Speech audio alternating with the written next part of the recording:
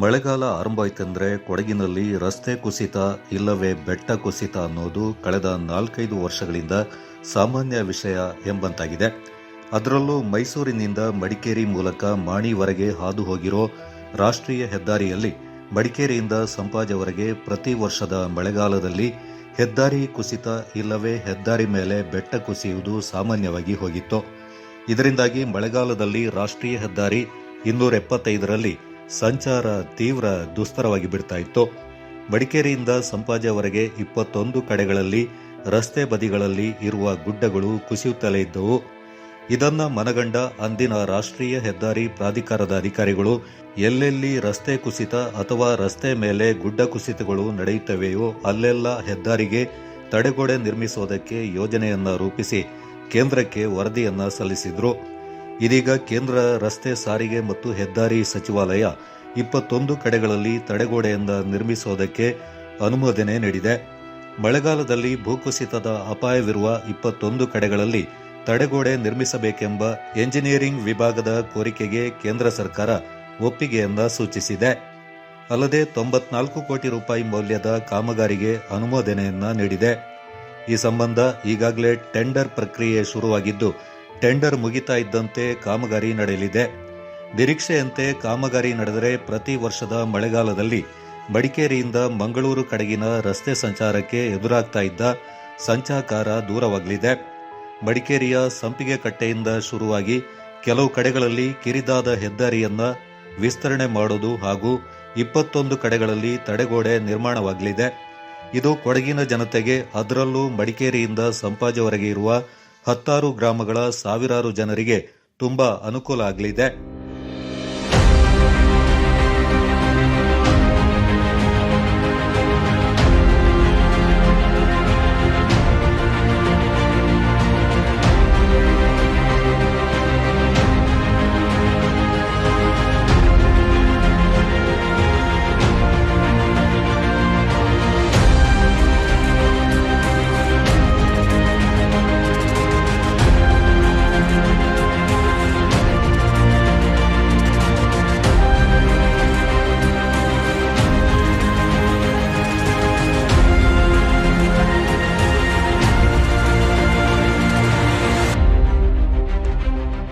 ಎರಡು 2018ರಲ್ಲಿ ಮೊದಲ ಬಾರಿಗೆ ಎದುರಾದ ಭೂಕುಸಿತದ ಸಂದರ್ಭ ಮಡಿಕೇರಿಯಿಂದ ಸಂಪಾಜವರೆಗಿನ ಹಲವಾರು ಕಡೆಗಳಲ್ಲಿ ರಸ್ತೆಯೇ ಇಲ್ಲ ಎನ್ನುವಂತಹ ಸ್ಥಿತಿ ಎದುರಾಗಿತ್ತು.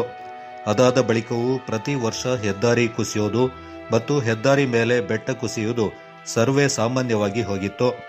ಇದರಿಂದ ಸಾವಿರಾರು ಜನರು ಪಡಬಾರದ ಕಷ್ಟವನ್ನ ಅನುಭವಿಸ್ತಾ ಇದ್ರು. ಸ್ಥಳೀಯ ಜನರಲ್ಲದೆ ಮಡಿಕೇರಿ ಸಂಪಾಜೆ ಮಾರ್ಗವಾಗಿ ಮಂಗಳೂರು, ಉಡುಪಿ ಅಥವಾ ಉತ್ತರ ಕನ್ನಡ ಜಿಲ್ಲೆಗಳಿಗೆ ತೆರಳಬೇಕಾದ ಸಾವಿರಾರು ವಾಹನಗಳ ಸವಾರರು ಪರದಾಡ್ತಾ ಇದ್ರು. ಅದರಲ್ಲೂ ಯಾರಾದರೂ ತುರ್ತು ಚಿಕಿತ್ಸೆಯನ್ನ ಪಡೆಯಲು ಈ ಮಾರ್ಗದ ಮೂಲಕ ಮಂಗಳೂರು ಭಾಗಕ್ಕೆ ತೆರಳಬೇಕೆಂದ್ರೆ ತೀವ್ರ ಸಮಸ್ಯೆಯನ್ನ ಎದುರಿಸ್ತಾ ಇದ್ರು.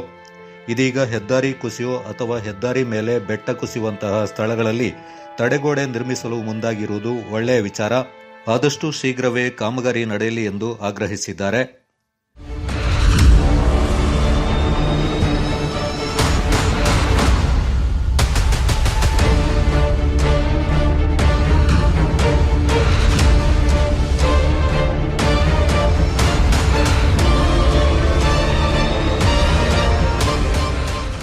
ಮೈಸೂರು ಮಂಗಳೂರು ರಾಷ್ಟ್ರೀಯ ಹೆದ್ದಾರಿಗೆ ಕಳೆದ ನಮ್ಮ ಕೊಡಗು ಜಿಲ್ಲೆಯಲ್ಲಿ ನಡೆತಕ್ಕಂಥ ಗುಡ್ಡ ಕುಸಿತದಲ್ಲಿ ಅನೇಕ ರಸ್ತೆಗಳು ಹಾಳಾಗಿತ್ತು.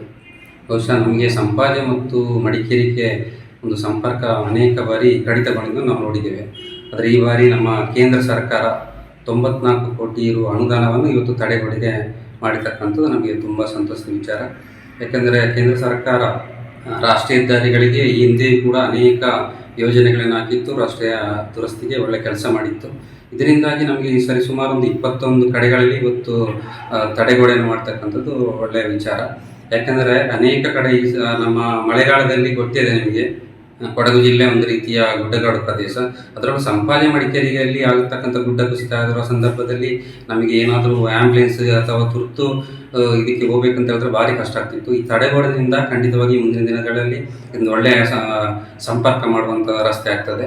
ಈ ನಿಟ್ಟಿನಲ್ಲಿ ಇವತ್ತು ಕೇಂದ್ರ ಸರ್ಕಾರ 94 ಕೋಟಿ ಕೊಟ್ಟಿದೆ. ಇವತ್ತು ಮುಖ್ಯವಾಗಿ ನಮ್ಮ ಜಿಲ್ಲಾಧಿಕಾರಿಗಳ DC ಕಚೇರಿಯ ಪಕ್ಕದಲ್ಲಿರ್ತಕ್ಕಂಥ ತಡೆಗೋಡೆಗೆ ಕೂಡ ಇದರಲ್ಲಿ ಸಂಬಂಧಪಡ್ತದೆ. ಜೊತೆಗೆ ನಮ್ಮ ಕೊರ್ತಜ್ಜೆ ಗುಡ್ಡ, ನಮ್ಮ ಮಲೆನಾಡಿನಲ್ಲಿರ್ತಕ್ಕ ಅದು ಕೂಡ, ಮತ್ತು ದೇವರಪಳ್ಳಿಯಲ್ಲಿ ಭಾಗತ್ತ ಪಯಸ್ವಾನಿ ನದಿ ತೀರದಲ್ಲಿ ಹೋಗ್ತಕ್ಕಂಥ ಕೆಲವು ಪ್ರದೇಶಗಳಲ್ಲಿ ಇವತ್ತು ತಡೆಗೋಡೆ ಆಗುವಂಥ ಅವಶ್ಯಕತೆ ಇತ್ತು ಮತ್ತು ಅನಿವಾರ್ಯ ಕೂಡ ಆಗಿತ್ತು. ಅದರಿಂದ ಇದು ಒಂದು 94 ಕೋಟಿಯಿಂದ ಈ ಒಂದು ರಸ್ತೆಯ ತಡೆಗೋಡೆಗೆ ಒಳ್ಳೆಯ ಒಂದು ವಿಚಾರ ಆಗ್ತದೆ.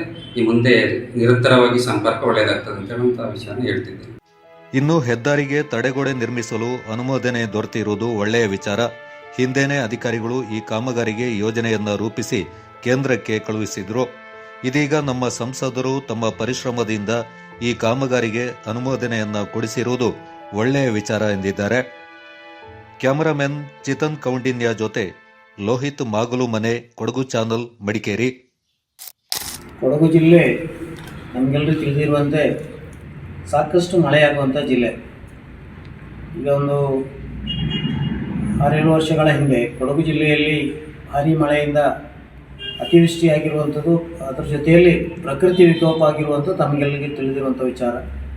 ಪ್ರತಿ ವರ್ಷವೂ ಇದೊಂದು ಬೆಟ್ಟದ ಸಾಲಾಗಿರೋದ್ರಿಂದ ಮಡಿಕೇರಿಯಿಂದ ಸಂಪಾಜೆ ಮತ್ತು ಮಡಿಕೇರಿಯ ಹತ್ತಿರದಲ್ಲಿರುವಂಥ ಈ ಸುಂಟಿಗೊಪ್ಪದಿಂದ ಈ ಭಾಗದಲ್ಲಿ ಅನೇಕ ಕಡೆ ಬರೆ ಜರಿಯುವಂಥದ್ದು, ಪಕ್ಕದಲ್ಲೇ ಹೊಳೆ ಹರಿತಿರೋದ್ರಿಂದ ರಸ್ತೆ ವಾಹನ ಸಂಚಾರಕ್ಕೆ ತೊಂದರೆ ಆಗುವಂಥದ್ದು ಆಗ್ತಾ ಇರುವಂಥದ್ದು ನಮಗೆಲ್ಲರಿಗೂ ತಿಳಿದಿರುವಂಥ ವಿಚಾರ.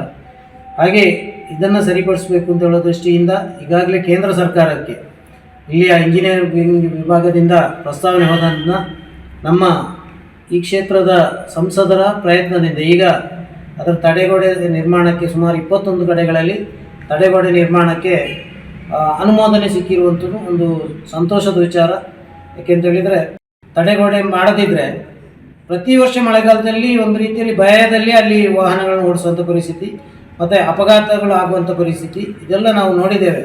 ಅನೇಕ ವಾಹನಗಳು ಅಲ್ಲಿ ಅಪಘಾತಕ್ಕೀಡಾಗುವಂಥದ್ದು, ಜೊತೆಗೆ ಮೇಲಿಂದ ಬರೆ ಜರಿದು ಅಲ್ಲಿ ರಸ್ತೆ ಮುಚ್ಚಿ ಹೋಗುವಂಥದ್ದು ಇದೆಲ್ಲ ಆಗ್ತಾಯಿತ್ತು. ಅದರಿಂದ ಇದನ್ನೆಲ್ಲ ಮನಗಂಡು ಇಲ್ಲಿಯ ಇಂಜಿನಿಯರಿಂಗ್ ವಿಭಾಗದವರು ಕೊಟ್ಟಂಥ ಪ್ರಸ್ತಾಪಕ್ಕೆ ಕೇಂದ್ರ ಸರ್ಕಾರ ಯಾವಾಗಲೂ ಸಹ ಈ ರೀತಿಯ ಯೋಜನೆಗಳಿಗೆ ಸ್ಪಂದನವನ್ನು ಮೊದಲಿಂದಲೂ ಮಾಡ್ತಾ ಬಂದಿದೆ.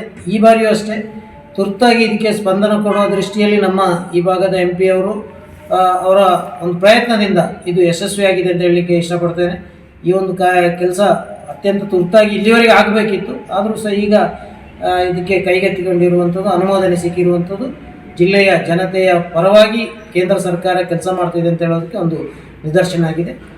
ಒಟ್ಟು ಇದಕ್ಕೆ 21 ಕಡೆಗಳಲ್ಲಿ ತಡೆಗೋಡೆ ನಿರ್ಮಾಣಕ್ಕೆ 94 ಕೋಟಿ ದೊಡ್ಡ ಮೊತ್ತವನ್ನೇ ಇದು ಕೊಟ್ಟಿದ್ದಾರೆ. ಇದು ಜಿಲ್ಲೆಯ ಬಗ್ಗೆ ಜನಪ್ರತಿನಿಧಿಗಳಿಗಿರುವ ಕಾಳಜಿಯನ್ನು ಬಿಂಬಿಸ್ತದೆ.